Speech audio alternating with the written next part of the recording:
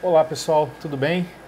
Bom, eu me chamo Marco Adriano Dias, estou aqui para dar uma aula para vocês sobre a queda dos corpos, mas eu vou aproveitar esse tema para a gente poder discutir também o enfoque histórico e epistemológico do ensino de física, né, de ciências de uma maneira geral. Tá? Com isso a gente pretende entender de que maneira que a ciência é construída, né, foi construída ao longo desses séculos todos aí, é, e que é o enfoque histórico, e o epistemológico é como que ela se constrói, quais são as ferramentas, quais são os paradigmas, quais são os fundamentos de um conhecimento para que ele possa ser considerado como científico, tá? Bom, vou iniciar aqui falando um pouco do contexto medieval, porque as conclusões sobre esse movimento de queda foram feitas num período chamado, né, de Renascença, um período que não é muito bem definido, mas está ali entre o século XIV e o século XVI, né? Foi num local onde é considerado também por muitos como o berço da Renascença, que foi na Itália, tá? E foi desenvolvido por Galileu Galilei, né? Que inclusive por conta desse trabalho ele é considerado, de outros também, ele é considerado como o pai da ciência moderna.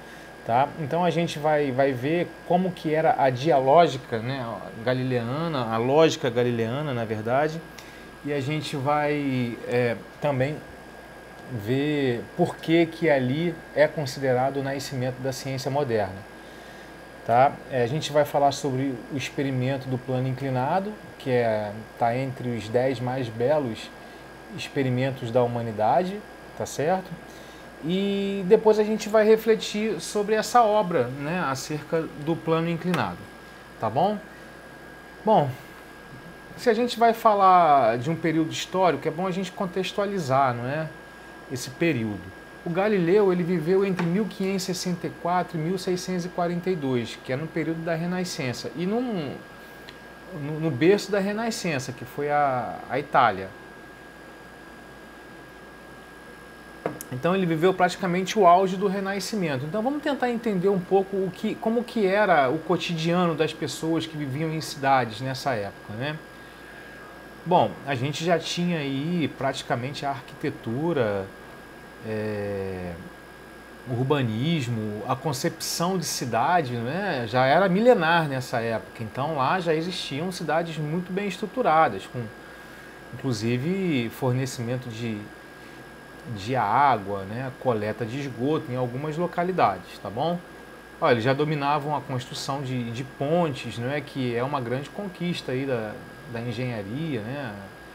Então, reparem bem como é que já era bem desenvolvido, né, naquela época, essa região de Florença, né? Bom, as ciências também estavam sendo desenvolvidas, né? A gente vê nessa obra aí de Rembrandt que chama Anatomia do Braço, né? Já estava as investigações acerca do corpo humano já estavam acontecendo, né? Bom, nas artes, né, a gente tem aí já um desenvolvimento super avançado, né, do que a gente, da nossa concepção de arte, de escultura, né? Esse Cristo velado de San Martino, por exemplo, isso foi feito a partir de uma pedra, né? Assim, não digo com uma pedra, mas de uma rocha, não é? Porque, segundo os geólogos, pedra é tudo aquilo que a gente consegue tacar nas pessoas, né? Bom, tá aí uma outra obra também muito interessante, a Daphne, de Bernini, né?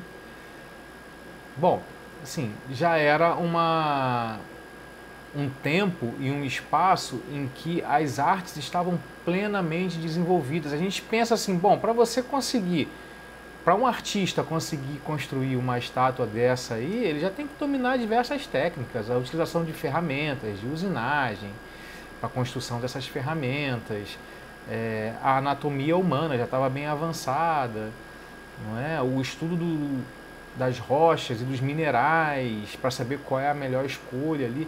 Então nessa idade a humanidade, pelo menos na nossa civilização ocidental, um dos berços é ali essa região da Itália, já era bastante avançada, né? Foi nesse contexto que nasceu Galileu Galilei. E no campo, né, tinham lá ainda os trabalhos manuais, ainda não tinha ocorrido aquela mecanização do campo, né?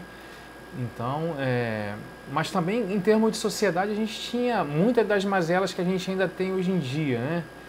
Quer dizer, pessoas, né, apedrejando outras e, enfim, também tinha lá as questões bélicas, né? O desenvolvimento, a ciência, toda a ciência sendo utilizada para construir armas, né? Porque é para defesa, mas para ataque também, né?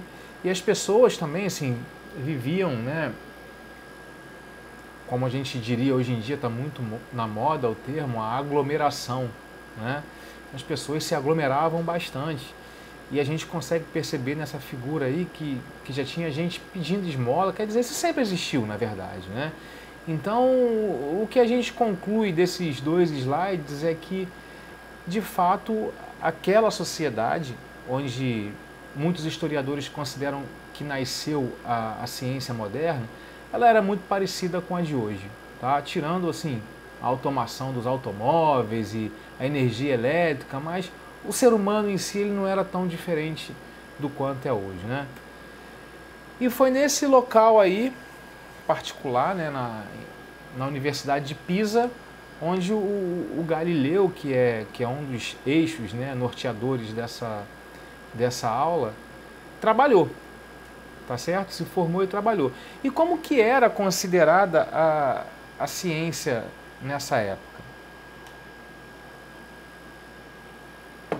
Na verdade, o Galileu estudou medicina, né? Mas me parece que depois ele optou pela filosofia, né? E com isso ele virou um bom construtor por exemplo, ele tinha um compasso de Galileu que fazia várias medidas para lançamento, para movimento balístico, enfim, ele seguiu, depois ele construiu muitas lunetas, não é? Ele era dotado de uma habilidade manual, né, de construir coisas bastante considerável, tá? Mas na época do Galileu, a filosofia vigente era milenar, né? Era aquela filosofia construída lá na Grécia por Aristóteles, não é? que considerava a Terra como o centro do universo, não é? A Terra como imperfeita, porque não era uma esfera perfeitamente lisa, né? Como aquela esfera matemática, né? Da geometria, aquela figura geométrica perfeita. E eles imaginavam que os astros, né? No céu, o Sol, a Lua e os planetas, sim, eram esferas perfeitas. E a Terra, só basta a gente olhar no horizonte que a gente vê que é cheia de, né, de imperfeições, entre aspas, né, imperfeições dentro daquela concepção da época, que são morros, vales, descontinuidades entre terra e mar. Quer dizer, isso é tudo muito belo, né, mas aquela filosofia lá não considerava isso como algo perfeito, né, e a Terra era um lugar imperfeito. E os elementos, né, os elementos, toda a diversidade de coisas que existe na natureza, né, de materiais, era composta por alguma combinação dos 4 elementos fundamentais, que é água, fogo, terra e ar, né? Então, se você pegar, por exemplo, um objeto que você abandona ele de uma certa posição e ele se movimenta para baixo, é porque o lugar natural dele é aquele onde está o elemento mais abundante naquele material. Então, se for terra, por exemplo, ele vai cair vai cair o tempo todo, não é? Se for fogo, aquele elemento, né, ele vai subir, né, porque o lugar natural do fogo é mais alto. Então, assim, eu não quero entrar muito nessa questão, mas era uma concepção bastante antiga, não é? Que não é demérito nenhum para a nossa história enquanto humanidade considerar a importância dessa concepção, porque foi a partir desse momento que o ser humano começou a tentar compreender o mundo material, entendeu? Tentar uma explicação racional, né, ainda que hoje em dia a gente a considere como ingênua, podemos dizer assim, mas pelo menos foi uma primeira tentativa e até hoje a gente considera ela para fins históricos, né? Para a gente entender como que o pensamento humano evoluiu ao longo dos séculos e milênios, tá bom? E nessa época do Renascimento, essas concepções estavam todas sendo reavaliadas, não é isso? E, bom, aí olha que pintura bela essa de Rafael, né? Falando sobre a escola de Atenas no século XVI.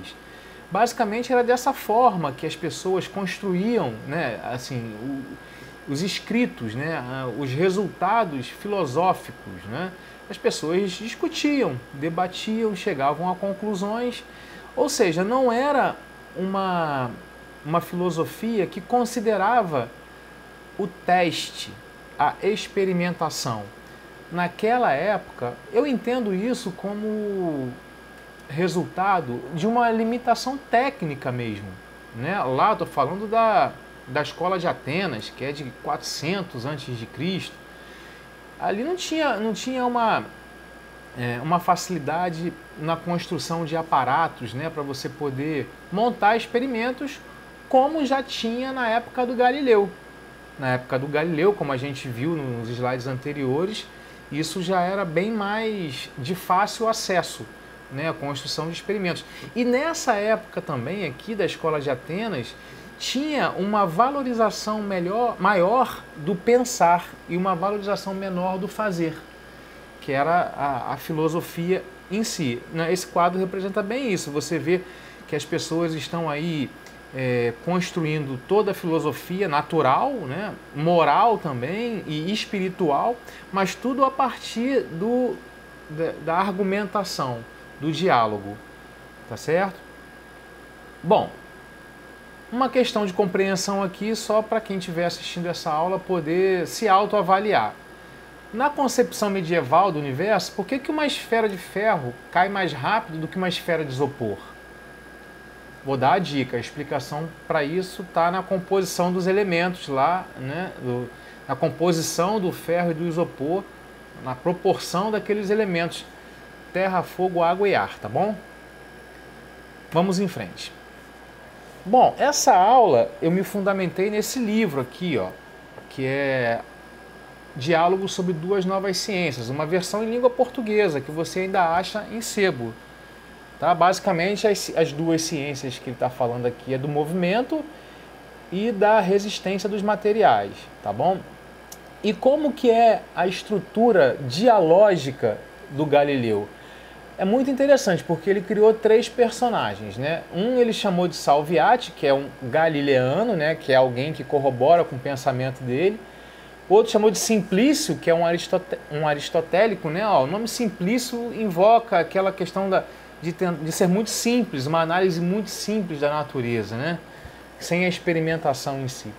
E o Sagredo, que é um cara que está ali, um isentão, como se diria hoje em dia, né? Mas um cara disposto a entender, a contribuir com as suas dúvidas, né? Mas um cara que não tomou partido ainda nem do Salviati, que é o galileano, nem do aristotélico, que é o Simplício, tá bom? Então aqui eu vou mostrar um exemplo para vocês, uma transcrição desse livro aqui, né? Salviati, que é o galileano, diz que tem dúvidas de que Aristóteles tenha experimentado, né, se é verdade que duas pedras deixadas cair de uma mesma altura, né, aí ele usa uma unidade totalmente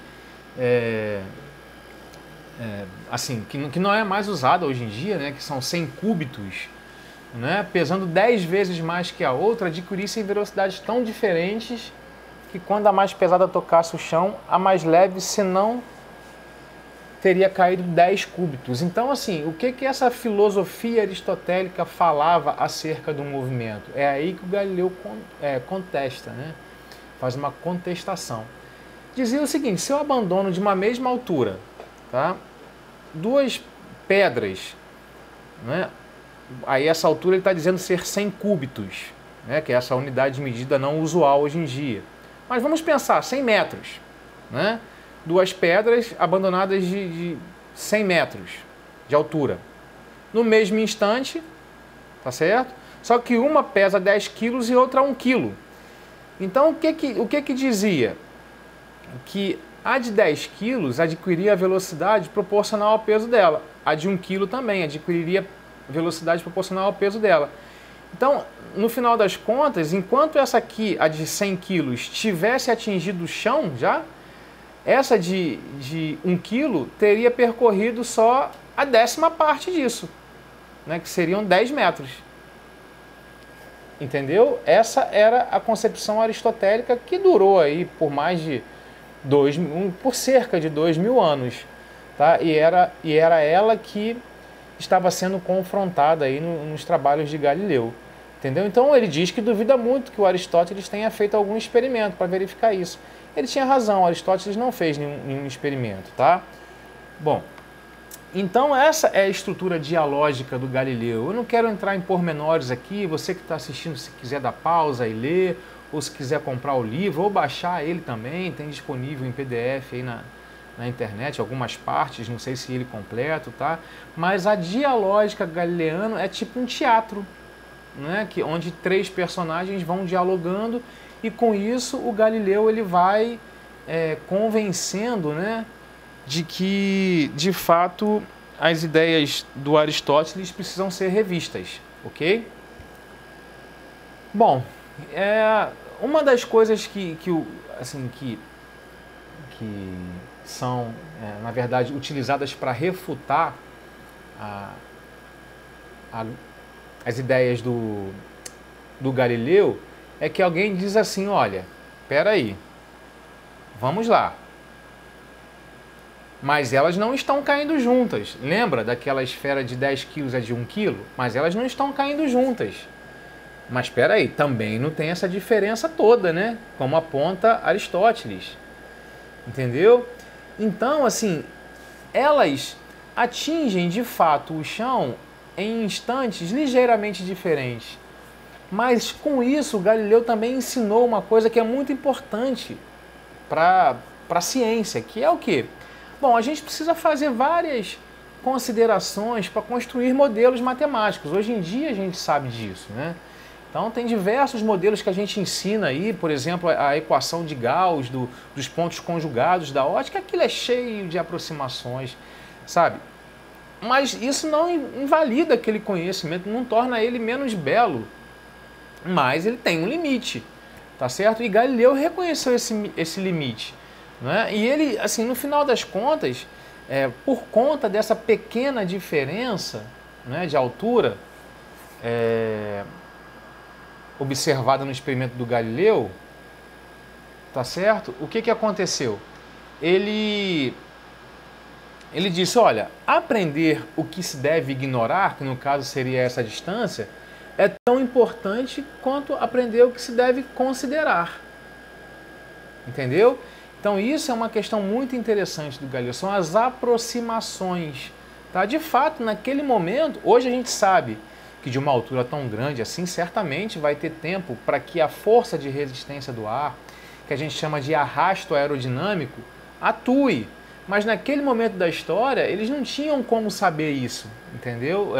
Não tinham nem ferramentas matemáticas necessárias para que pudesse ser estudado, de fato, a interação do corpo que se movimenta com o ar atmosférico. Isso veio séculos depois, tá? Então isso foi um ensinamento muito importante do Galileu para a gente, tá bom? Passando aqui para a parte 3, a gente vai, de fato, para o estudo da queda dos corpos. E por que estudar a queda livre? Por que é tão importante estudar a queda livre? Bom, o próprio Galileu aponta por que isso é importante. Porque, primeiro, a queda livre é a chave para a compreensão de todos os movimentos, né? De todos os outros movimentos. Aí ele está se referindo aí a movimentos de lançamento oblíquo, né? Que a gente chama de movimento balístico, movimentos retilíneos também com velocidade constante. A grande chave para a compreensão de todo o movimento está no estudo da queda dos corpos, entendeu? Tanto por porque a gente consegue desenvolver o método de estudo dos movimentos, quanto também pelo fato de ser um movimento natural, entendeu? Um movimento abundante no cotidiano de todo mundo que vive na superfície do planeta Terra. Então também, no ponto 2, o processo de investigação ele pode ser aproveitado para todo o campo da ciência. Isso é que é muito importante. A gente está falando de queda dos corpos, mas esse método experimental, hipotético e dedutivo do Galileu, que inclui a matemática, que inclui o levantamento de hipóteses, que inclui a experimentação para testar essas hipóteses, isso ajudou a gente chegar onde a gente está hoje em dia, não é? Assim, em termos de tecnologia, porque a tecnologia é fruto do desenvolvimento científico. Eu não estou dizendo, assim, isso que eu estou falando não é uma soberba cientificista. Não é, a gente ainda é muito pequenininho. A gente está vendo aí agora que a gente não consegue resolver o problema do vírus, entendeu? Assim, um vírus que está ceifando a vida de tanta gente que a gente conhece. Então a gente ainda é muito pequeno frente ao mundo natural, não é? Mas se a gente for fazer uma comparação como a gente era na época do Galileu, a gente avançou muito. E isso graças a esse próprio método que ele ensinou, quer dizer, sistematizou, né, ali, né, que de diversos autores, de diversos estilos. Isso é uma coisa também muito errônea, a gente achar que uma pessoa só fez aquilo tudo. Não, o Galileu ele trabalhou bastante, escreveu bastante, apresentou os resultados e foi considerado uma pessoa muito importante, o pai da ciência moderna. Mas ele se fundamentou no conhecimento elaborado por muitas outras pessoas que viveram antes dele, inclusive do próprio Aristóteles, que viveu quase 2000 anos antes dele. Tá? Então, isso é importante ficar dito também. Então, ele foi um primeiro passo no campo científico, que naquele momento era desconhecido, mas já considerado como tremendamente rico, entendeu? E com isso ele conseguiu expor uma ciência completamente nova, né? E, na verdade, ele usou essa novidade toda abordando um tema muito antigo, que é o movimento, né? Muito antigo porque vem lá de Aristóteles. Então aqui tem essa citação aqui do próprio Galileu, que está no livro dele, tá bom? Vocês podem dar uma lida aí, né? Que ele foi bastante otimista nesse momento, né? Ele reconheceu que esse conhecimento científico seria algo que extrapolaria rapidamente as fronteiras lá de onde ele estava trabalhando, né? Que se difundiria em todos os povos e que no final das contas isso resultaria num processo de colaboração global, como é hoje de fato, né? A ciência ela colabora globalmente entre si, tá bom? E como está estruturada essa proposta hipotética dedutiva experimental para o estudo do movimento? Bom, aqui a gente já começa a falar um pouco da epistemologia, tá? Primeiro se discute matematicamente um movimento simples, possível de existir, mas hipotético, né? Então, assim, mas faça algumas considerações. Em relação à queda dos corpos, se considera que o aumento da velocidade seja constante. Isso é uma hipótese a ser testada, tá certo? Então esse é o conhecimento básico. Em seguida, ele admite que corpos caem dessa forma, né? Corpos pesados, veja bem, aqui ele não fala de um grão de arroz, nem de um grão de feijão, nem de um grão de pólen. Ele está falando de corpos pesados, caem dessa forma, com essa aceleração constante. Não é? Aí já está a queda livre, né? Depois a gente vai falar melhor o que significa a queda livre. A partir dessas considerações, faz-se previsões do que vai acontecer em relação ao movimento, né? De esferas rolando no plano inclinado. Por que esferas rolando no plano inclinado? Porque eles não tinham a capacidade, não tinham relógio para medir a queda vertical, porque é um movimento muito rápido. A queda vertical é o movimento mais rápido, naturalmente, da natureza, que ocorre porque ele vai acelerando, e vai aumentando muito a velocidade, né? E depois precisa mostrar que a experiência, com algum experimento, que tudo aquilo está correto, que as previsões estão corretas, né? A partir de dados, analisando esses dados matematicamente, tá certo? Bom, aqui eu mostro para vocês rapidamente uma discussão matemática sobre um movimento simples, né? Era com palavras. Repara, lá no final a gente tem em itálico dito assim, olha, um movimento ele é dito uniformemente acelerado quando, partindo do repouso, essa informação é super importante, né? Isso é uma aproximação muito importante, tem que partir do repouso, tá? O corpo adquire iguais incrementos na velocidade em intervalos de tempos iguais, ou seja, vai aumentando uniformemente a velocidade, viu? É uma forma de descrever matematicamente, mas fazendo uso das palavras. O Galileu era muito hábil nisso, a gente vê isso lendo os trabalhos dele, sabe? Bom, seguindo, né? O Sagredo, vocês lembram quem era o Sagredo? Sagredo era o cara isento, né? Bom, embora não possa opor uma objeção racional a esta ou qualquer outra definição apresentada, seja por quem for, já que todas as definições são arbitrárias, não é? Quer dizer, arbitrárias porque são hipóteses, né? Vindas do pensamento. Sinto-me, todavia, autorizado a duvidar se uma definição como essa, estabelecida de uma maneira abstrata, corresponde e descreve o tipo do movimento acelerado que encontramos na natureza, no caso de corpos em queda livre, ou seja, é o cara que duvida, é o cara que quer ver o experimento, entendeu?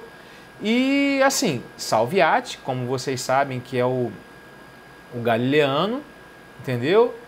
Ele diz, olha, não parece ser esta a altura mais apropriada para investigar a causa da aceleração. Ele já se abstém ali de explicar por que a aceleração é dessa forma. E de fato, em termos de história da ciência, a gente sabe que essa explicação só veio com Isaac Newton, com a formulação da gravitação universal. Gravitação é o nome que se dá para atração entre massas. Duas massas se atraem, não é? Então, assim, se uma massa for muito grande e a outra for muito pequena, uma fica gravitando a outra, entendeu? Então, isso, de fato, uma curiosidade, o Galileu ele veio a falecer em 1642 e o Isaac Newton nasceu em 1643, salvo engano, tá? Então é isso, ele está se abstendo aqui de explicar o porquê. Nesse momento, ele quer saber como. O porquê vai ser descoberto depois, né? Isso é essa continuidade do conhecimento científico é fundamental para que a gente avance, né? Por isso que as coisas ficam lá escritas em artigos, em revistas, em periódicos, e qualquer pesquisador precisa ter acesso a esse conhecimento previamente descoberto, né? Ou construído, tá certo? Bom, previsões em relação ao movimento. Quais eram essas previsões matemáticas em relação ao movimento? Tá? Deixa eu dar uma pausa aqui e já volto. Bom, voltando aqui, eu vou utilizar uma notação que é conhecida nos dias atuais, tá? Mas não foi essa notação utilizada por Galileu, a gente vai ter um apêndice no final dessa aula que eu vou explicar como é que era a notação dele.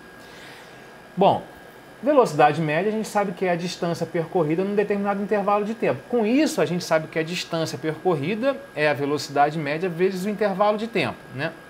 A nossa equação 1. Mas velocidade média, como o nome já diz, né, é uma média. Então é um valor inicial mais um valor final dividido por 2. Juntando essas duas equações e considerando aquilo que ele disse lá, que a velocidade inicial precisa ser nula, por isso essa consideração, para facilitar a compreensão matemática, a gente tem que a velocidade média é a velocidade final dividido por 2, é metade da velocidade final. Tá certo? Essa é a nossa equação 2. Bom, dessas duas equações, né, a 1 e a 2, a gente descobre então que a distância percorrida por um corpo que se movimenta uniformemente, porque essa velocidade média considera-se que é uniformemente, tá? É a metade da velocidade final vezes o intervalo de tempo que levou até chegar a ela, tá? Bom, se ele partiu da posição zero, né? Ali também para facilitar, porque toda vez que a gente estuda o movimento, a gente tem que fazer com que esse movimento ocorra, sei lá, se for um movimento retilíneo sobre uma régua, né, que é o nosso referencial, que é onde a gente faz as medidas, né, de distância percorrida, de posição em que se encontra, né, de tempo transcorrido, de instante, ok? Então, assim, bom, chegamos a essa equação 3, tá? A distância final é a velocidade final vezes o intervalo de tempo, tudo isso dividido por 2. Se a aceleração, tá? Esse conceito é a variação da velocidade, a gente define ela como a velocidade final menos a inicial dividido pelo tempo, né? Tá aí, ó, a velocidade final é a aceleração vezes o intervalo de tempo. Então, de 3 e 4, a gente chega a essa equação aí da distância percorrida, né? Uma distância final, que é num intervalo de tempo, como sendo uma função da aceleração vezes o tempo ao quadrado. Então, na verdade, o que a gente quer dizer com isso? Mexendo mais um pouquinho aí algebricamente, a gente chega ao finalmente. Qual é o segredo que foi descoberto matematicamente por Galileu?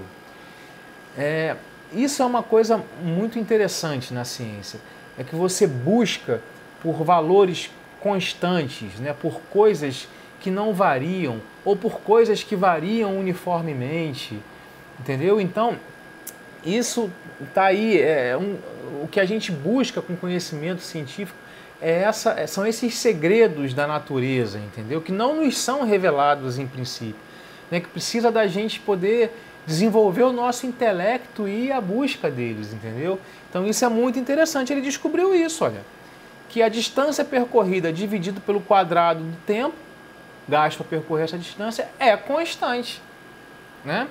Poderia ser uma outra relação matemática qualquer, poderia ser com o cubo do tempo, poderia ser com o tempo elevado à primeira potência, mas não.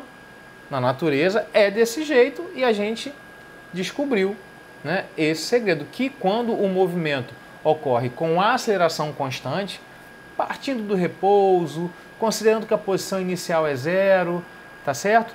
A distância percorrida dividida pelo quadrado do tempo gasto para percorrer aquela distância é constante. Então, se percorreu 1 metro e gastou um intervalo de tempo qualquer lá, dividido ao quadrado, vai dar o mesmo valor que daria quando você percorre 1 bilhão de metros e divide pelo quadrado do tempo gasto para percorrer esse 1 bilhão de metros, tá certo? É o que diz essa equação aí, ok, pessoal?